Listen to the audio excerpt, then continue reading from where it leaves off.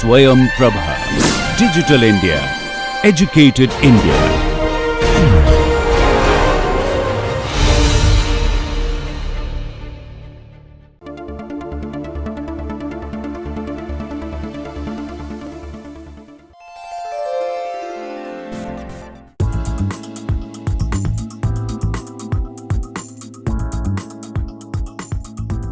Welcome to lecture 4 of module 7.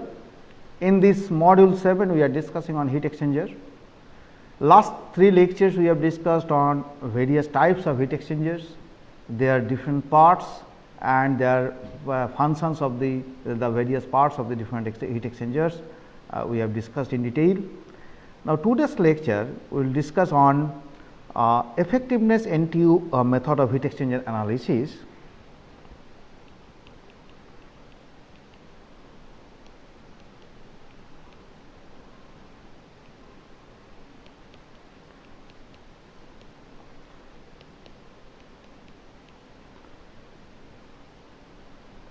Method of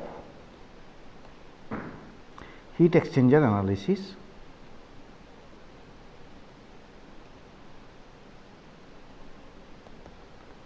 Okay. So, this is in short we will write as epsilon NTU. This epsilon stands for effectiveness. Now, NTU means number of transfer units. Number of transfer unit. Okay. Now, this effectiveness NTU method of analysis, that is epsilon NTU analysis, this method it is based on effectiveness of the heat exchanger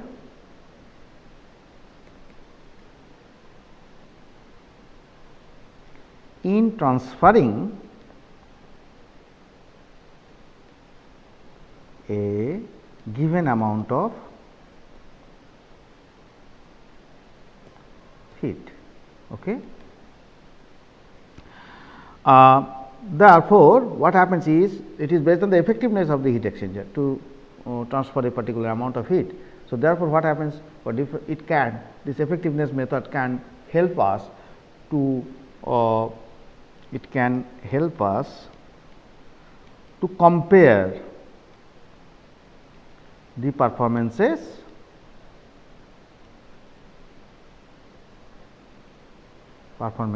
of various types of heat exchangers for similar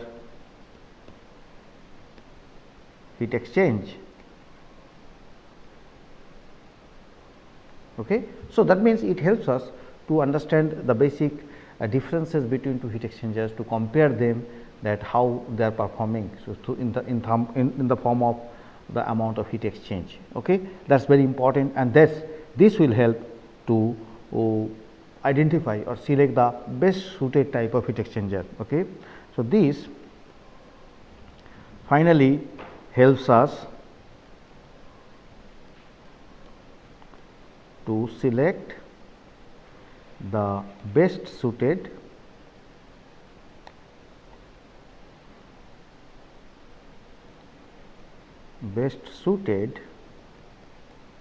heat exchanger for the required application. So, depending upon the type of application we have, we can now, based on this effectiveness method, we can find out the effectiveness of the heat exchanger, and then we can compare the performances, and then we can select which type of heat exchanger is to be used for the said applications. So, this is very important in case of design purpose. So, therefore, the heat effectiveness method is also one important aspect in case of heat exchanger studies. Now, how to define this effectiveness? Okay. So, this heat exchanger effectiveness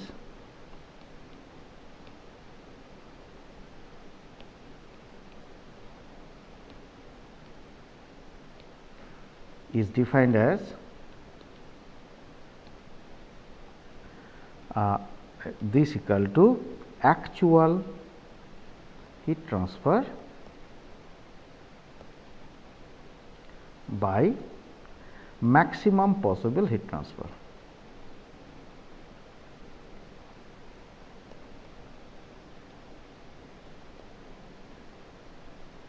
Now, what is this actual heat transfer? Actual heat transfer means the amount of sensible heat being released or given, or maybe in terms of latent heat being given by the hot fluid, and which is being taken up by the cold fluid. That is nothing but the actual heat transfer, what is being transferred through the heat exchanger.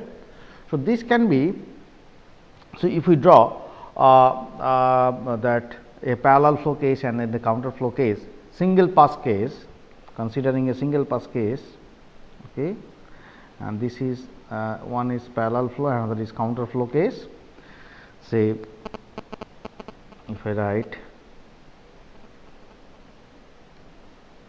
okay, so this is a TH1, this is TC1, this is TH2, and this is TC2. This is the station 1 and this is the station 2, and here it can be area or length, whatever you say, heat exchanger. This is station 1, this is station 2, this is area. So, you can see it is like this. Okay. So, this it is say TH1, this is TH2, sorry.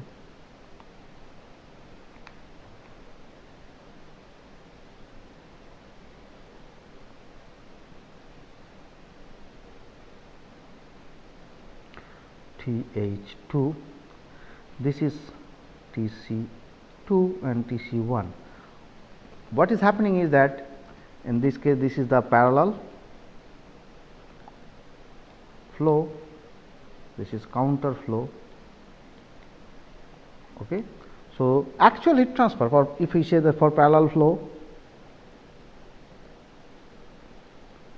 okay, actual heat transfer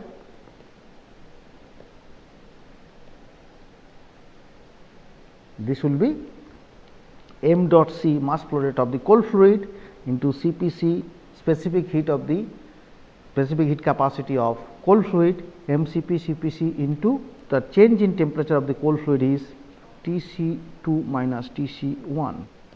So, this is the actual heat transfer, that means the heat being taken up by the cold fluid.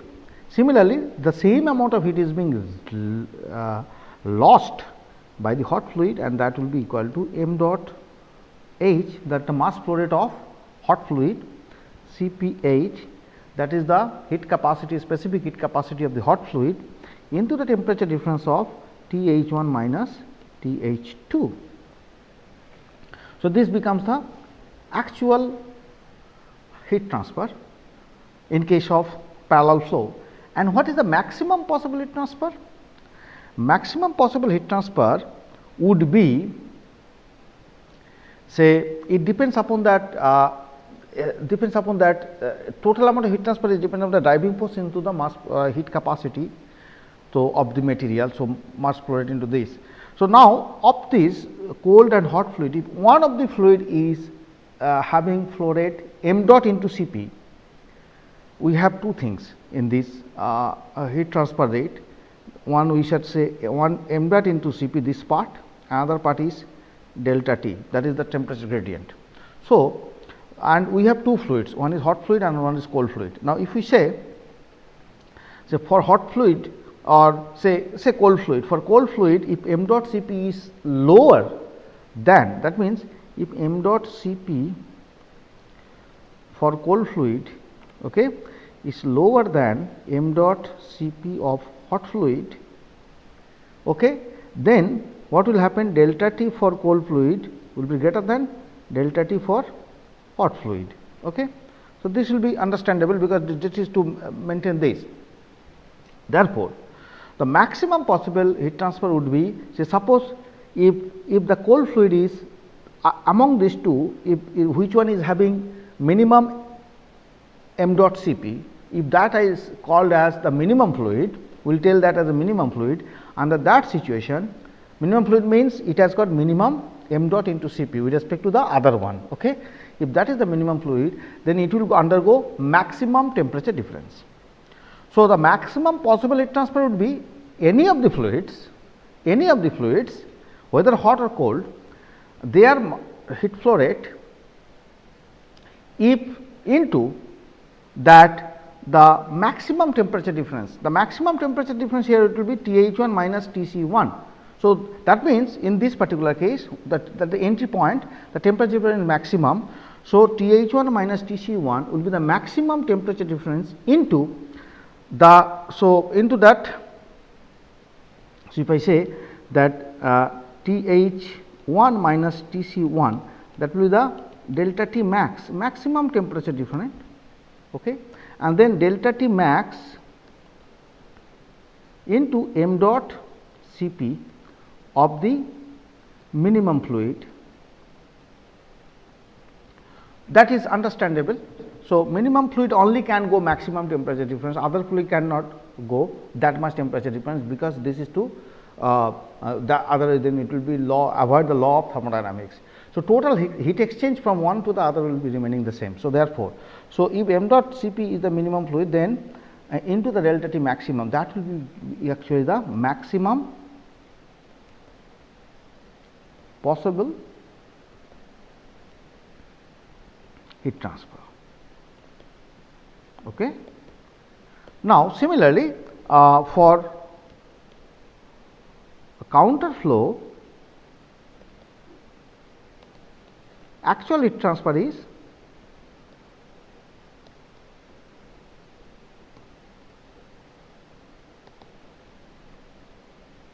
if you see previously, that is what I have written. It is actually now for cold fluid m dot C Cpc into Tc1 minus Tc2, because the cold fluid is entering in the other side. Okay. Therefore, that changes will be there. So, it will be m dot C Cpc into Tc1 minus Tc2. Here the Tc1 is, because Tc1 is higher than Tc2, and that will be equal to m dot H Cph into Th1 minus Th2, the same thing. So, this is what is happening for counter flow, and the maximum possible heat transfer that we have seen, that if we say that q dot max is equal to, then we can say, that means we can say that q dot max, and this is equal to q dot actual for parallel flow, for counter flow.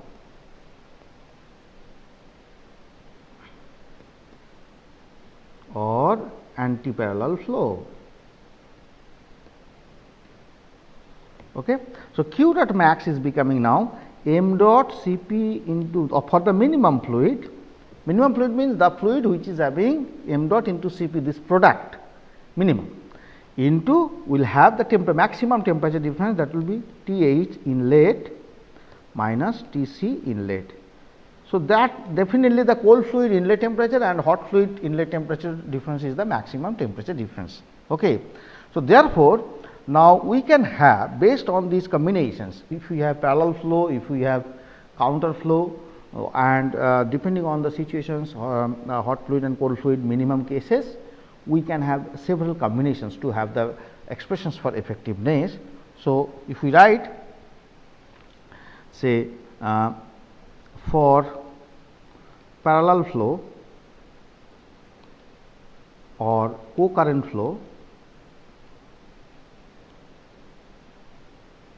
we have, say, effectiveness epsilon. For parallel and co-current flow, there are two cases, that hot fluid is minimum fluid. That means, that is m dot H into Cph is less than m dot C into Cpc. Okay. Then what will happen? We have epsilon hot fluid, right, parallel flow for hot fluid. It will be like this. It will be m dot H is the cold fluid, Cph into Th1 minus Th2 divided by the maximum possible heat transfer is again m dot H Cph into Th1 minus Tc1. Okay. So, this gives me this cancels. So, TH1 minus TH2 by TH1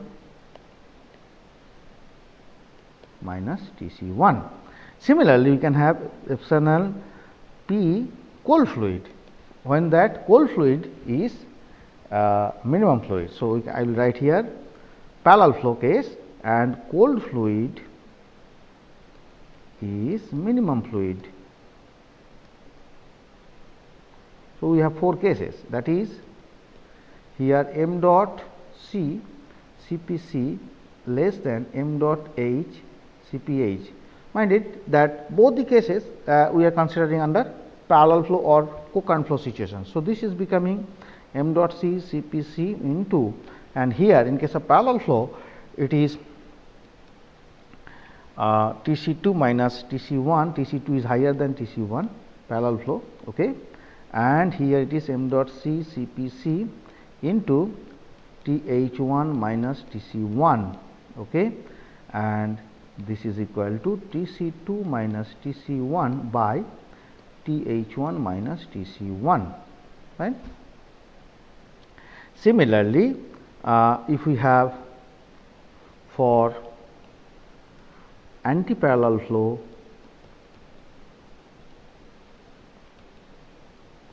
slash counter flow or counter current flow, okay. Under this situation, I will write again the hot fluid has minimum fluid. So, hot fluid is minimum fluid, that is m dot H CPH is less than m dot C CPC. Okay. In that case, effectiveness for anti-parallel flow and for hot fluid, and this is becoming like this m dot H CPH into again TH1 minus TH2 by m dot H CPH into TH1 minus TC2. Yes, in this case TC2 is becoming the, because the hot fluid cold fluid is coming from the other side. So, therefore, it is becoming TH1 minus TH2 by TH1 minus TC2, okay. And then cold fluid as minimum fluid, that is m dot C CPC is less than m dot H CPH. So, under this situation, we will write that anti-parallel flow in for cold fluid, that will be equal to m dot C CPC into, now here it is TC2 is the cold lower temperature. So, TC1 minus TC2 divided by m dot C CPC into TH1 minus TC2.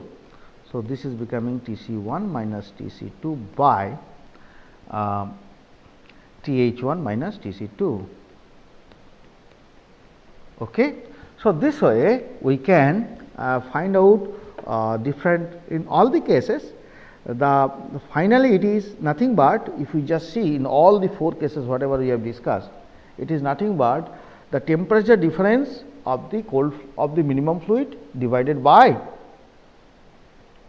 the maximum temperature difference in the heat exchanger. So, finally, we can say that effectiveness E equals to, in any of the cases, we can say the temperature difference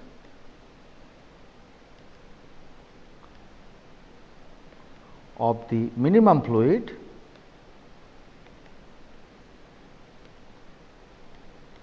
divided by maximum possible temperature difference in the heat exchanger.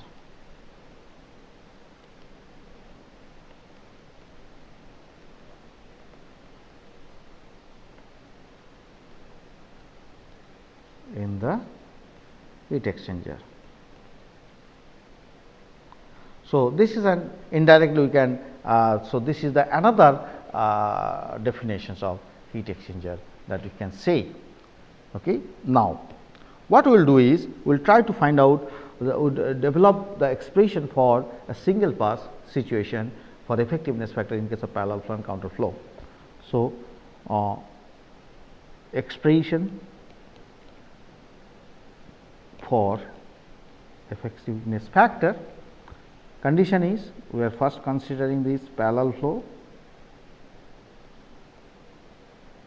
and we will consider the single pass situation. Because multipass is more complicated, so we are not going for that, we just see that how single pass situation is basically derived. Okay. Now, so to do that, first we will again draw the parallel flow situation, whatever we have drawn already. So, if this is the case, okay. Now, here it is TH1 and this is say TH2. Okay. So, this is the parallel flow situation, here it is the area of heat exchange, this is the station 1 and this is station 2. So, now what is happening, this is TC1 and it is TC2 is the outer temperature of the cold fluid, and take any differential. Already we have discussed the partly or the similar kind of situations we have discussed while we have derived sometimes back the expressions for LMTD, log mean temperature difference. That time we have made use of similar kind of diagram and similar kind of energy balances we have seen. So, this is the area which is nothing but the differential area dA in the heat exchanger. So, what happens is, if I say the differential heat exchange dq dot, and that will be equal to minus m dot h hot fluid into Cph into dTh, because this heat being released by the heat exchanger, and we can say that dTh is the final minus initial. So, that is a negative quantity. So, therefore, we have taken a minus sign over here, and that is equal to m dot C into Cpc into dTc. dTc is the Tc2 is higher than Tc1, therefore, dTc is a positive quantity, therefore, we have not taken any negative sign over here. So, therefore, from here we can write that dTh minus dTc is equal to we can say that a dq dot is a common into 1 by m dot h Cph plus there will be a minus sign over here plus 1 by m dot c Cpc. Okay. And again we know that dq dot also can be written as UA, not A, this is happening for this dq is the differential amount of heat transfer that is happening for the area dA. So, it will be U overall heat transfer coefficient into dA is the differential area into the temperature difference. So, if I say that in this region the temperature of the hot fluid is say TH, and in this region the average temperature of the cold fluid is the TC. So, UA into it will be dA into TH minus TC. So, this is the temperature difference. So, we have for the small differential area we will assume that it is uniform here, it is uniform Tc over here. So, therefore, we can still write then that d of Th minus Tc will be equal to U into 1 by m dot h Cph plus 1 by m dot c Cpc into dA into we have this Th minus Tc, Th minus Tc. So, therefore, we can write that d of Th minus Tc by Th minus Tc. Now, we will do the integration from station 1 to station 2, and that is equal to U into 1 by m dot h into Cph plus 1 by m dot c into Cpc, and then we will integrate these for 0 to area is A. So, area at this point for station 1 is equal to 0 and there is at A. So, 0 to A, that is the situation. So, the A is the total area of the heat exchanger. So, under this situation we can say that ln Th2 minus Tc2 by Th1 minus Tc1 equals to minus U into A. We will assume certain aspects here, that in the heat exchanger the specific heat capacities they are not changing. with time, and overall heat transfer coefficients are not changing with time. So, these are the assumptions, inherent assumptions that we have taken while doing this derivation. Okay. And then this is equal to 1 by m dot h Cph plus 1 by m dot c Cpc. Okay. Now, we can write that Th2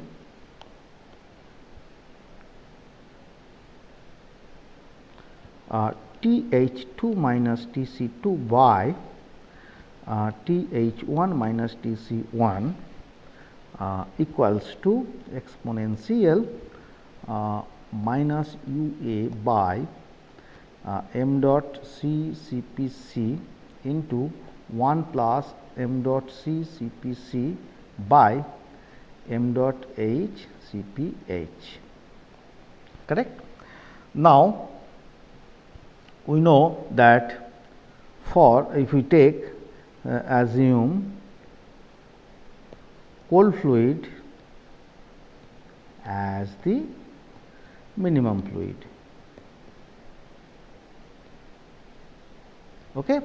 Then under that situation, C m dot C Cpc is less than m dot H Cph. Now, what we will write now is that m dot C Cpc as say capital Cc and m dot, and in this case this is the C minimum fluid, and m dot H Cph is equal to Ch capital Ch, and this is the heat capacity. Okay. That is, it is not specific heat capacity, it is the heat capacity of the fluid, and this is specific heat capacity per unit amount, it is not per unit amount, and this is C, we can say that C max. So, if one is minimum, then the other one is C maximum. So, therefore, we can another thing we can write over here is that m dot C Cpc by m dot H Cph is equal to C min equal to Cc by Ch equal to C min by C max. In the present case, we have assumed that cold fluid as the minimum, and this we will write as Cr is the ratio. So, this is the heat capacity ratio.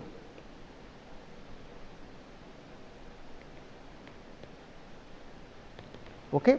Now, also we can, from the energy balance we have seen that we can write that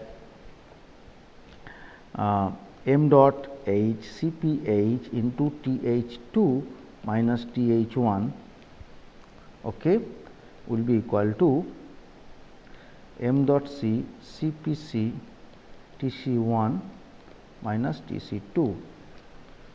Okay. So, actually it should be Th1 minus this, and this will be Tc2 minus Tc1, and then negative sign. So, we can write like this way also.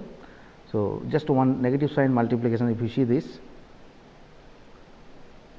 yeah, Th1 minus Th2, Tc1 minus Th1 minus Th2, Tc2 minus Tc1. So, Th2 minus Th1 and Tc1 minus Tc2, just the reverse of that by just putting a, if we multiply with a negative sign, then we will finally get that.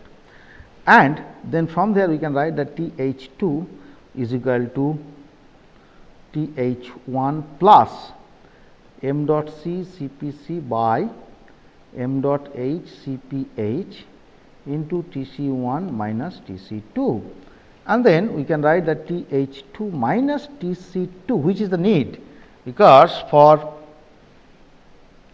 we will see that this is equal to Th1 plus m dot C Cpc by m dot H Cph into Tc1 minus Tc2, then minus Tc2 again. So, and we know that Th2 minus Tc2 by Th1 minus Tc1 equals to, if we just break it like this, that Th1 we will put it here plus m dot C Cpc by m dot H Cph into Tc1 minus Tc2 minus Tc2 divided by Th1 minus Tc1. Then what we will get is left hand side, so Th2 minus Tc2 by Th1 minus Tc1 is equal to, we will just rewrite, revise the things, rearrange basically this plus Tc1 minus Tc2 plus m dot c Cpc by m dot h Cph into Tc1 minus Tc2 and divided by, we have Th1 minus Tc1, and this is equal to, we can write now 1 plus Tc1 minus Tc2 by Th1 minus Tc1 into, we have 1 plus m dot c Cpc by m dot h Cph. Okay. Now, if we say that cold fluid as the minimum fluid, then effectiveness, already we have seen that for parallel flow and cold fluid as the minimum fluid, we have Tc1 minus Tc2 by Th1 minus Tc1, that already we have seen. Yes, Th1 Tc2 minus Tc1 by Th1 minus Tc1. So, we will have a negative sign over here, because of that reason it is Tc2 minus this will be minus of that. So, therefore, we can write, say this is equal to, so we can write that this will be Th2 minus Tc2 by Th1 minus Tc1 equals to 1 minus epsilon into 1 plus Cr. Cr is the ratio, heat capacity ratios, okay, and if this is the effectiveness, and this is equal to, in the right hand side of that expression had been exponential minus UA by Cc into 1 plus Cr. That is what was this case. Now, if we rewrite it again, then we will get epsilon equals to 1 minus exponential minus UA by Cc, okay, heat capacity of the cold fluid, into 1 plus Cr, heat capacity ratio of the minimum to the maximum fluid, divided by 1 plus Cr.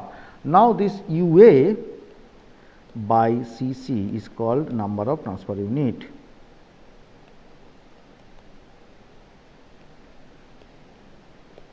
So, it gives us that UA, so it gives us the UA gives the amount of heat transferred per unit temperature difference. So, when unit temperature difference is there, then how much amount of the heat is transferred, that is given by UA. So, it is related to that heat exchanger size, and Cc is the flow rate. So, UA by so this UA by Cc says how much amount of heat is being transferred by the heat exchanger per unit flow rate of the heat per unit capacity of the cold fluid, minimum fluid, and per unit temperature difference. Therefore, it is an indicative of the heat size of the heat exchanger. So, it is indicative, this is also NTU, indicative of heat exchanger size. Okay. So, then what we can write, epsilon is equal to 1 minus exponential minus NTU into 1 plus Cr divided by 1 plus Cr. So, this becomes the expression for parallel flow situation and cold fluid as the minimum fluid. Exactly in the similar way, if hot fluid as the minimum fluid, then our expression will become, this will be Cr, Cr will be C minimum by C optimum, and but NT will be UA by Ch, in place of Cc that will be Ch. So, one can try upon and try and find out that. Now, if Cr tends to 0, then what happens? Epsilon is equal to epsilon is, if Cr tends to 0, then epsilon equals to 1 minus e to the power minus NTU. So, it is then exponential e to the minus NTU is the exponential decay, then 1 minus e to the power NTU, that is called this is the situation happens particularly in boiling and condensation. This is we can get during boiling and condensation heat exchange, heat transfer, heat exchanger, because in that case that change the process fluid remains almost a constant. In this case, the process fluid remains almost constant, it does not change much. Okay. So, therefore, in that this kind of situation can happen. And another case, if CR equals to 1, then what will happen? Then effectiveness can be written as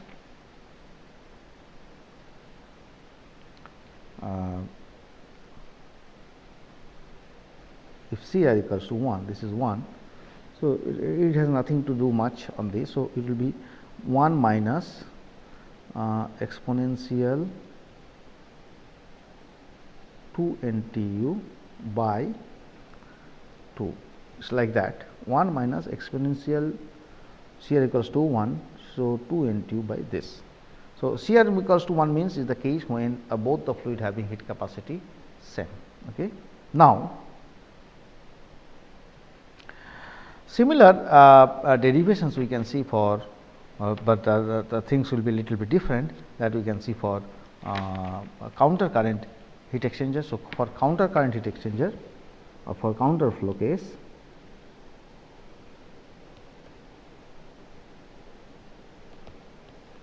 okay. Now, again let us draw this.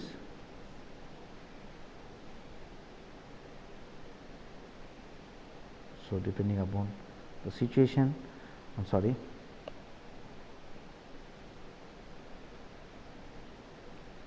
So, if I say that this is TH1, this is TH2 and this is TC2 and this is TC1. Okay. This is station 1, station 2 and here is the area. So, under this situation again if we write exactly similar way, the single pass case, the dq differential change in heat transfer will be equal to m dot minus h as previously we have done Cph into dTh, okay, and that will be equal to here again minus. Okay. The reason is m dot C Cpc into dTc. The reason is we can see that final minus initial dTc is negative. So, to make it a positive quantity, and then this is equal to again u into dA into again for a differential area as we have done for this case it is a dA differential area and here it is TH and this case it is TC. Okay. This is TH. So, then we can get TH minus TC, and like this way now we can write that d TH minus TC by TH minus TC as we have done previously in the similar way. If we try to do over here, we will get it as minus u into 1 by m dot h Cph minus, it will be minus here m dot C Cpc into dA, and this integration will be 0 to a and this is station 1 to station 2. Okay. So, then we will get an expression ln Th2 minus Tc2 by Th1 minus Tc1, okay, and that will be equal to minus u into a. Okay. Then we will have 1 by m dot h Cph minus 1 by m dot c Cpc this.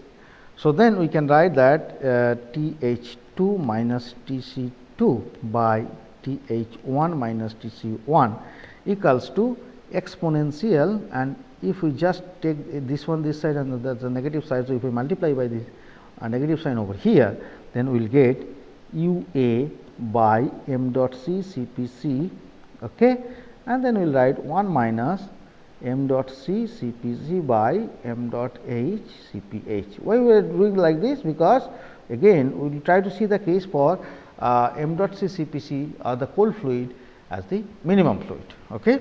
Then, so for cold fluid,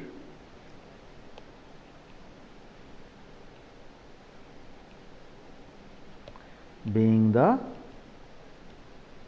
minimum fluid,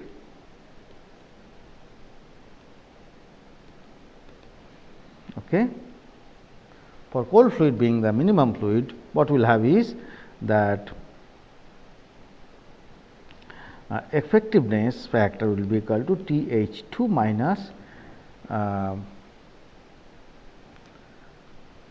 again effectiveness factor is this, already we have seen, that is equal to for cold fluid as the minimum fluid, effectiveness factor is Tc2 minus Tc1 by Th1 minus Tc1.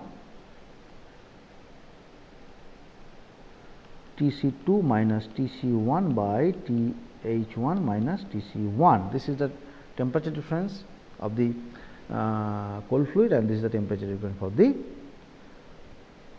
hot fluid, maximum temperature difference. Okay. Now, here it will be, because it is a counter current flow, so this will not be Tc2 minus Tc1, it will be Tc2 minus Tc1, because we can see there Tc2 is greater than Tc2 is smaller than Tc1. So, it should be, I am sorry,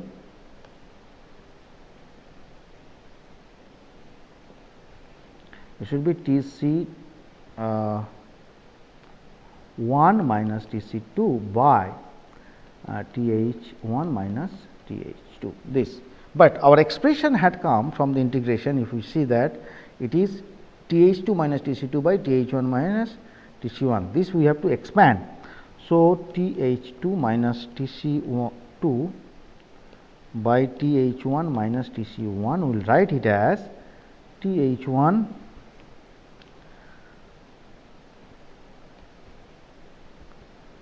because we can see here again from energy balance,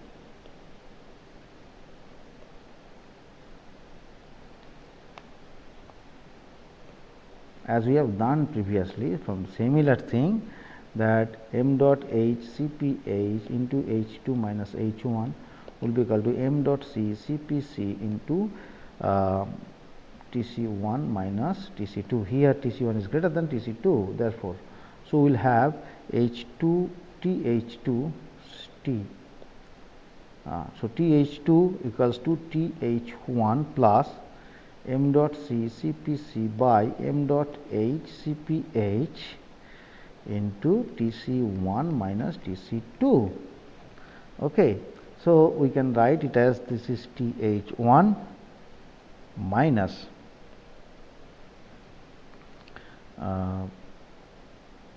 Cr into Tc1 minus Tc2.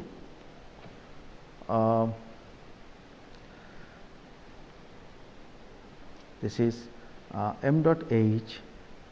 So, this is Th2, because we are writing now, this will be here there is a minor corrections that we should make. This will be m dot into Th1 minus Th2. So, if I do this, then this will be Th1. So, if I write now, this will be negative, ulta karenge to this will be negative minus of this. So, yeah, minus here into this. Now, if we put it over here, so then we can get, this can be broken and written like this. This will be equal to Th1, this one, minus Cr into Tc1 minus Tc2 minus Tc2 divided by Th1 minus Tc1. So, this can be written as Th1 minus Tc1, just adding a subtracting with the Tc1, and then we will do that, minus Cr into Tc1 minus Tc2. Then we will have plus, we have subtracted 1. So, we are adding 1 Tc1 minus Tc2 divided by simple calculations Tc and rearrangements this.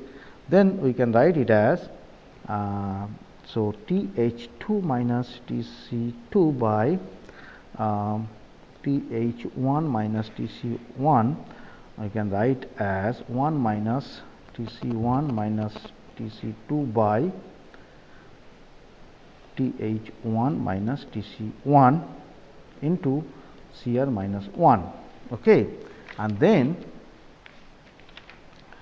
just we have to do some arrangements. If we write, so this is, if I write it as 1 minus say k into 1 minus Cr, for example, for the time being, if we write it as k, then we can write as 1 minus, so this is becoming 1 plus k,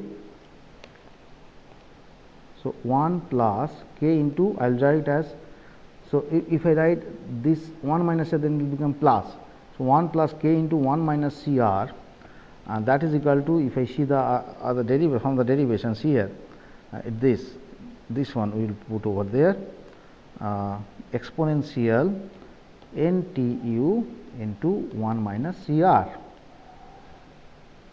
Now again we know that epsilon is equal to Tc1 minus Tc2 by Th1 minus Tc2, and simply we can say 1 by epsilon is equal to Th1 minus Tc2 by Tc1 minus Tc2, and that can be rearranged to give as Th1 minus Tc1 plus Tc1 minus Tc2 by Tc1 minus Tc2, and that is equal to 1 by k plus 1.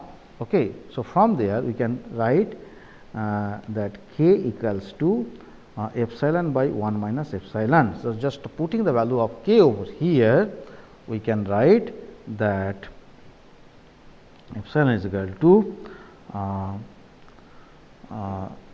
minus 1 plus exponential NTU into 1 minus Cr divided by 1 minus Cr plus exponential NTU into 1 minus Cr minus 1. So this way we can finally write this 1 cancels, also we can write that 1 minus exponential minus NTU minus 1 NTU into 1 minus Cr by 1 minus Cr exponential minus NTU into 1 minus Cr. So this is becoming the expression for anti-parallel flow or counter current flow. Now if Cr tends to 0, then again here it will be epsilon will be equal to 1 minus, it will be 1 minus NTU, and if Cr equals to 1, then this becomes NTU by 1 plus NTU. So there are various like this. So this is for counter current flow and single pass case. So like that there are various expressions are available of or effectiveness factor for different other passes and different various geometries, whether it is a counter current or cross flow or parallel flow or that number of passes, it can be 1, 2, 1, 4 like that. For various situations, various expressions for effectiveness factor is available in the literature and in the different places, different books, things are available. So that can be seen and that can be tried upon even to find out the expressions, to derive the expressions, one can always try. Okay. This is just to have an idea that how to get an expression for effectiveness factor. Now we will take up a small problem. The problem says oil of specific heat 20 2000 joule per kg per Kelvin entering at 60 degree centigrade and 0.3 kg per second is to be cooled to 30 degree centigrade by cold water in a parallel flow heat exchanger. Okay. Entry and leaving or exit, it is better to write exit, and exit temperatures of water are 15 degree centigrade and 25 degree centigrade respectively. Okay. Water specific heat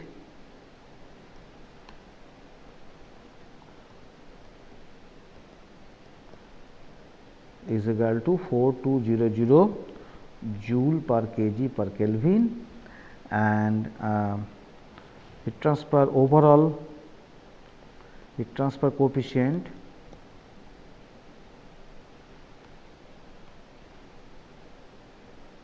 is equal to U equals to 300 meter square, sorry, watt per meter square per Kelvin.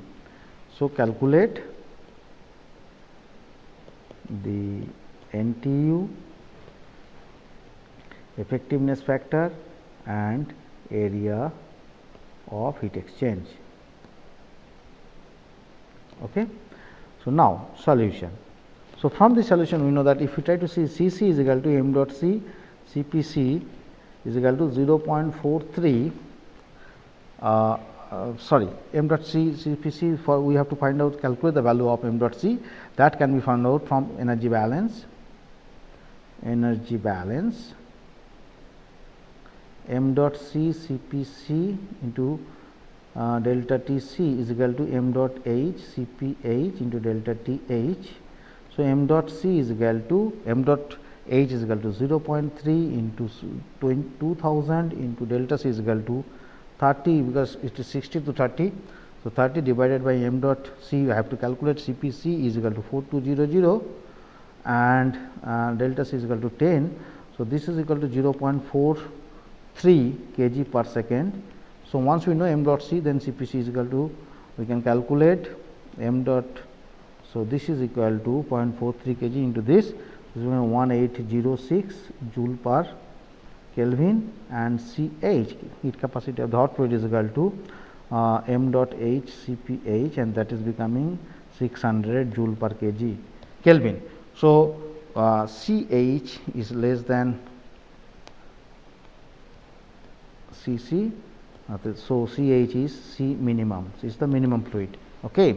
And therefore, Cr is equal to Ch by Cc. Here, though we have done the calculations, evaluations based on minimum fluid for hot cold fluid, here hot fluid is becoming minimum. So, we are changing this. Now, Cr is equal to Ch by Cc, and it is becoming 600 by 1806, and that is becoming 0.33. So, once we know Cr, then effectiveness, hot fluid as the minimum fluid, we will get at Th1 minus Th2 by Th1 minus Tc1, and this is becoming 30 by 45, and this is becoming 0.67. So, we know the effectiveness factor, and then we have to find out that then we know effectiveness factor, this is equal to 1 for parallel flow exponential minus NTU, just we have seen this expression 1 plus Cr divided by 1 plus Cr here, and this is now 0.67 we got into 1 plus Cr is equal to 1.33 will be equal to 1 minus exponential minus NTU into 1.33. So, from here we can find out NTU is equal to 1.67. So, this is the number of transfer unit, and that is equal to, we know that UA by C mean, and then we can find out UA is equal to 1.67 into C mean is the hot fluid case into 600. So, this becoming 1002 joule per Kelvin, and then area of heat exchange is equal to 1002 divided by the overall heat transfer coefficient is given as 300 meter square. So, this is becoming 3.34 meter square. So, this is the area of this section. So, thus we have seen that how to use the expression of effectiveness factor, and we will give some exercises later on to see that how to make use of this effectiveness factor relationship for comparing various heat exchangers. So, this is all about today. Next lecture we will try to discuss on design issues of heat exchangers. Thank you.